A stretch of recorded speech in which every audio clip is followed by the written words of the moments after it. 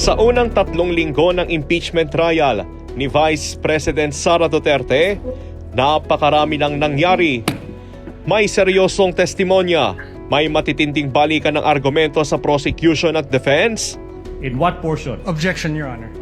Sirs, Your Honor, this honorable court already ruled on this question. Are you done? Objection? Objection, Your Honor. Wow. May light moments, As and answered po, Your Honor. Witness to kindly avoid making a ruling. sa pagbubukas ng trial. Malinaw agad na dalawang magkaibang kwento ang ihaharap sa impeachment court. Para sa prosecution, hindi ordinaryong political rhetoric ang mga pahayag. Ang kanilang pangako, magpapakita sila ng recordings, digital authentication, investigative findings at testimony upang ipakitang seryoso ang usapin at may epekto sa public trust at national security. Para naman sa defense, kailangan tignan ang buong context. Iginiit nilang hindi dapat gawing automatic na katumbas ng guilt ang mga salita at nasa prosecution pa rin ang burden na patunayan ang kanilang mga alegasyon sa harap ng court. Kaya naging malinaw ang roadmap ng Season 1. Totoo ba ang video? Ano ang ibig sabihin ng mga salita? Seryoso ba ang banta? At ano ang opisyal na assessment ng NBI? Tahiin natin, 3 witness, 3 magkakaibang trabaho, isang evidence chain. Unang humarap si NBI agent John Mark Calilong. Siya ang naglatag ng digital foundation ng Article 4. Inilatag niya kung paano nakuha, na-preserve at inauthenticate ang video. Based on our affidavit, sir, I believe it's conditional. The threat is absolute, sir. Okay. Sumunod si Attorney Jeremy Lotok, dating bahagi ng NBI Cybercrime Division at ngayoy Regional Director. Na-aside doon sa sa utterances niya na no joke, kasi mukhang hindi yung no joke sufficient na ba na talagang seryoso siya. Nung makita ko namin yung video, na ni-reiterate pa niya at nag-admit siya, we concluded na seryoso ang Vice Presidente nung in-utter niya yun. Si Lotok ang nagpaliwanag kung paano sinuri ang intent, context at seriousness at kung bakit umabot ang investigators sa kanilang recommendation.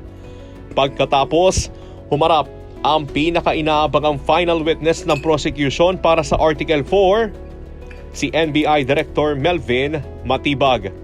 The betrayal of public trust was already been consummated when she publicly admitted, there is already an admission that she contracted a killer, a mamamatay tao or assassin, to kill the president. Si Matibag ang naglatag ng institutional assessment, special task force, continuing investigation at persons of interest. At dito, nagtapos ang pagdinig sa Article 4, ang article tungkol sa grave threats at inciting to sedition. Nasa record na ang authenticated videos, investigative testimony, institutional assessment at ang cross-examination ng final witness. Pero mahalagang malinaw na wala pang hatol. Hindi pa sinasabi ng impeachment court na guilty o not guilty ang respondent dito. Ang mga alegasyon, testimonya at depensa ay kailangan pang timbangin ng mga senator judge sa tamang panahon. Ang sagot hindi sa narrator, hindi sa social media at hindi sa ingay sa labas. Sa Season 1, mga salita ang sinuri. Sa Season 2, pera naman ang susundan. Ang susunod na kabanata, Article 1, Confidential Funds. Saan napunta ang pondong ito? Sino ang tumanggap? Kailan inilabas?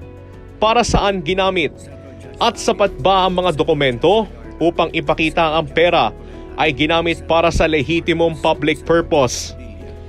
Confidential ang operasyon pero public funds pa rin ang ginamit. At kapag pera ng bayan ang pinag-uusapan, hindi maaaring confidential ang pananagutan. Tapusin ang proseso. Pakinggan ang ebidensya, hintayin ang hatol ng impeachment court.